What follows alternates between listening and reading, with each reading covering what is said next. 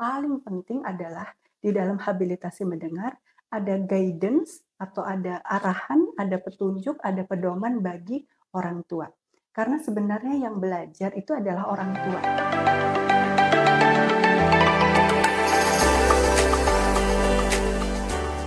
Assalamualaikum warahmatullahi wabarakatuh. Bertemu lagi dengan kami Yayasan Aurika di Surabaya. Apa saja sih yang dipelajari anak dan orang tua di habilitasi mendengar? Yang dipelajari secara umum ada 5. Yang pertama adalah audition atau belajar mendengar. Anak belajar mendengar mulai dari bunyi atau suara yang mudah didengar, lama-kelamaan dia akan belajar kata-kata, kalimat, suara yang semakin kompleks. Itu yang pertama. Kemudian yang kedua, anak belajar bahasa. Anak belajar bahasa, bagaimana mengutarakan ide, pendapat yang ingin dia kemukakan, dan bagaimana juga dia memahami bahasa yang disampaikan oleh orang lain. Anak belajar tentang banyak kosakata, belajar tentang susunan kalimat, belajar tentang kata benda, kata kerja, kata keterangan, dan lain-lain, belajar tentang kalimat tanya, peribahasa-peribahasa yang sederhana, dan lain-lain.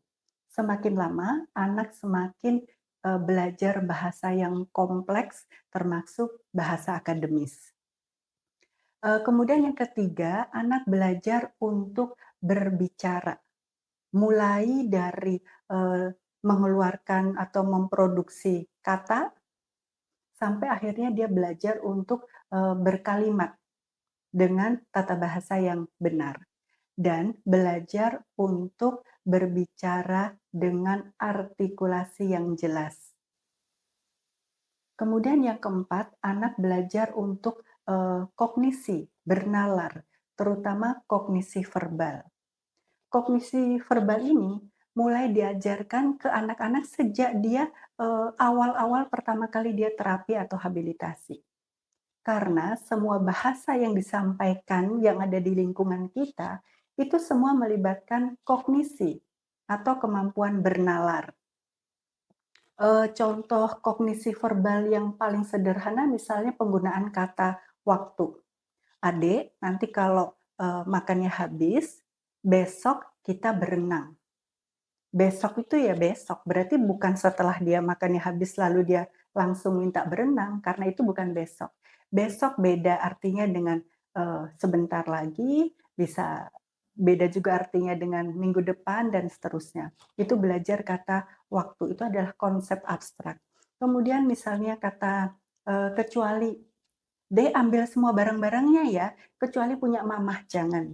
Nah, kata kecuali ini adalah kognisi verbal. Anak juga mempelajari hal itu di habilitasi mendengar. Kemudian anak belajar berkomunikasi. Bagaimana berkomunikasi dengan orang lain, termasuk etika berkomunikasi. Misalnya kalau ditanya menjawab, bertemu dengan orang lain juga menyapa, bagaimana dia harus mengemukakan keinginan dia pada saat orang yang ingin dia tanya atau orang yang ingin diajak ngobrol ini sedang ngobrol juga dengan orang lain. Anak akan belajar banyak hal.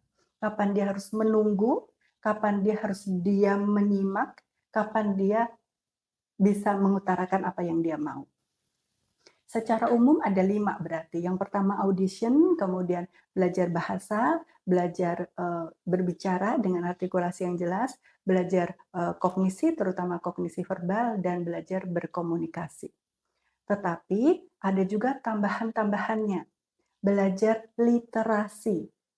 Literasi adalah bukan sekedar membaca, tetapi membaca dan memahami apa yang dia baca, termasuk menghubungkan apa yang dia baca dengan hal-hal yang lain.